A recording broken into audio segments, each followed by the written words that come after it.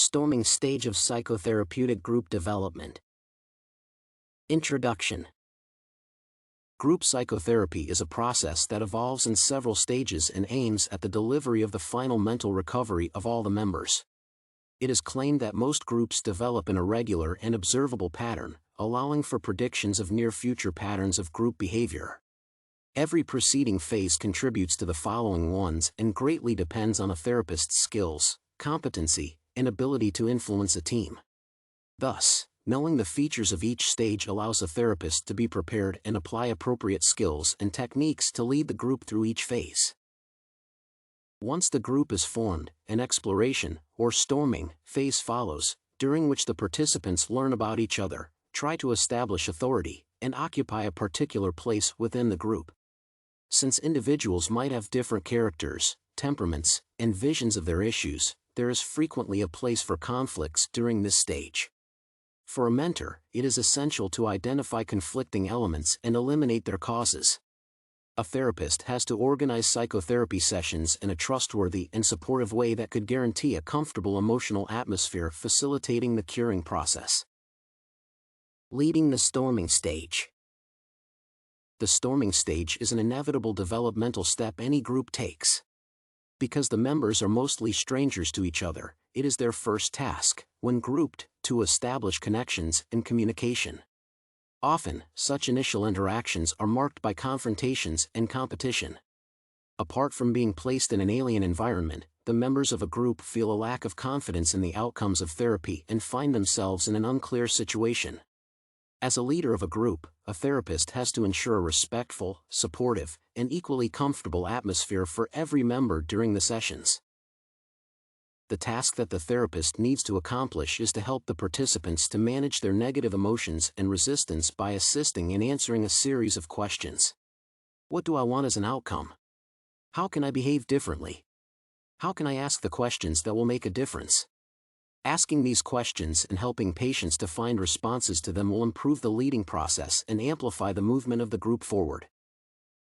It is essential to lead the group through the storming stage competently because this is the key to the overall success of the intervention. That is why, any behavior that is incongruent with the group purpose should be confronted if necessary. The leader should set the rules of behavior and bring all issues relevant to the group development to discussion, paying equal attention to every participant. It is crucial to initiate team-building activities, encouraging group members to find their roles in the group. Proper leading of the storming stage guarantees a flawless transition of the group to a consecutive phase, thus making progress in recovery. Facilitating trust in the group. Trust in a therapeutic group is an essential factor that is capable of assisting the curing process in all group members. Since the personal growth and recovery from the depression of each patient depends on the reflective inclusion and support of the group, it is necessary to form trusting relationships.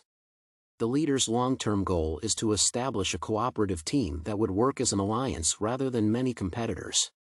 This goal might be achieved by completing separate interventions and implementing particular methods in practice.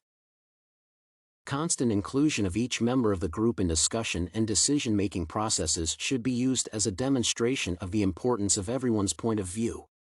The best way to ensure a comfortable emotional atmosphere during the sessions is the therapist's transparency. A trust-building process should start with the mentor's self-disclosure when he or she shares personal experiences relevant to the discussed issues. Getting feedback from the group members would be a valid example of teamwork and facilitate trust between the individuals. The feedback delivered constructively without humiliating or shaming needs to be prioritized. Moreover, to promote trust in the group, a therapist might arrange creative projects the ultimate outcomes of which would depend only on the cooperation of each participant. If there is cohesion in the team, and the patients can reach an agreement in the process of communication and work on a project, the therapist will know that trust has been established. Thus, by engaging in trust-building activities, the patients can develop the necessary skills capable of providing support, appraising, and expressing compassion, which are the most valuable features of group counseling. Approaching the leader's role during the storming stage. The main role of a leader during the storming stage is the ability to maintain conflicts inside the group in a way that allows for the development of trustworthy relationships, facilitating each patient's well-being. It takes competence, professionalism, and willingness to help and support a mentor to deal with this role. When maintaining authority, a therapist has to guarantee the individual's safe transition through the conflicting stage and the creation of common engagement in the recovery process.